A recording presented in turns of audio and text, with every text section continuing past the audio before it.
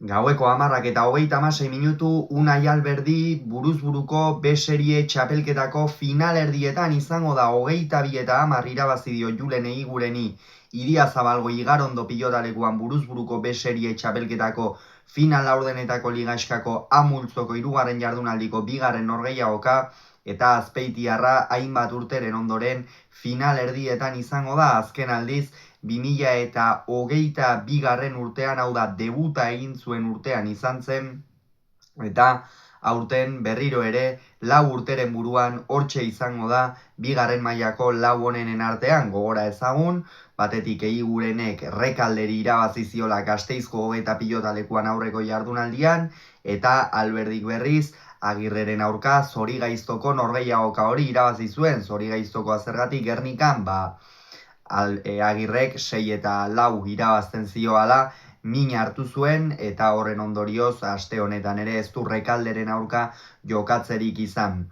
Horiek horrela, Unai Alberdirentzat hasieratik arriskatzen hasi beharreko norgehiagoka zen, eta halaxe hasi da, eta ongi baino hobeto irten zaio. Sakearekin ikeragarri asmatu du lehenengo tantoetan, 6-0 aurreratu da, gisa guztietako sakeak egin dizkio Eguigureni, zabalera, txokora, erdira, denetik egin dio, eta Julen Eguiguren, azpeitiarra ez du, esango biak azpeitiarra baitira, derbia izan da, Julen Eguiguren jada non kokatu etzekiela, hasieratik Alberdik egin behar zuen hori egin du, hau da, zalantzak sartu, horixe zen egin behar zuena, eta halaxe egin du. Horregatik 12-3 heldu da aurretik lehen etenaldira, jada Eguigurenentzat zalantzak ugariak ziren, zalantza handiak zituen jada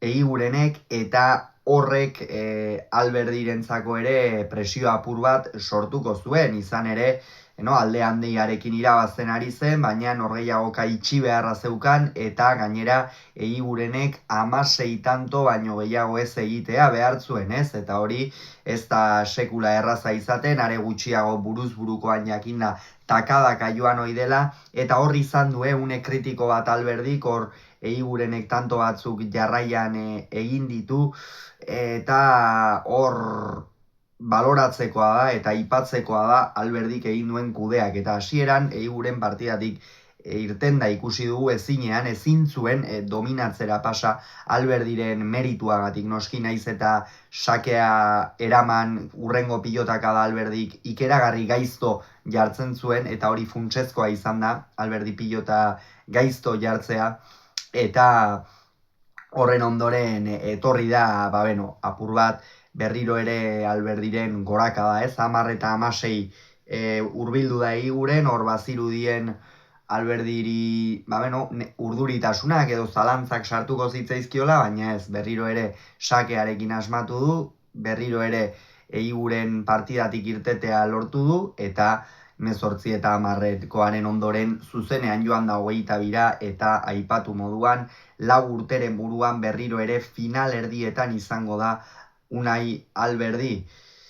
Ez du zorte handirik izan, bere profesional ibilbide honetan, lesio asko, jarraikortasuneza, binakako aurtengo txapelketan eta joan den urtekoan ere ez zuen jokatzerik izan B serie mailan, gainera baikotik asperako aldaketa egin du, denetik izan du Unai Alberdi profesional ibilbide honetan, eta merezi zuen berriro ere finalerdietarako txartela, hau erakusteko, oraindik ere maila baduela profesionaletan aritzeko, goian aritzeko, eta ikusiko dugu finalerdietan Unai Amianoren aurka jokatu beharko du, eta nola jokatzen duen, ez? Finalerdi hori, finalerdi ederra eta irekia izango da, batez ere Unai Amiano ere ikeragarri jokatzen ari baita. Beraz, hause esan beharrekoa, Eguiguren berriro ere kanpoan da, egia esan azpeitiarrak ez du burua altxatzen, binakakoan ez zuen parte hartzerik izan, buruz-burukoan ia eskura zuen, ez, lehen 2 partidak irabazita 3. honetan ere 16 tanto egin behar zituen, baina ez du lortu egitea, eta orain udari begira jarri beharrean izango da Julen Eguiguren. Hauxe beraz esan beharrekoa, gogoratu, Alberdiko 22, Eguigurenek 10, Idiazabalen.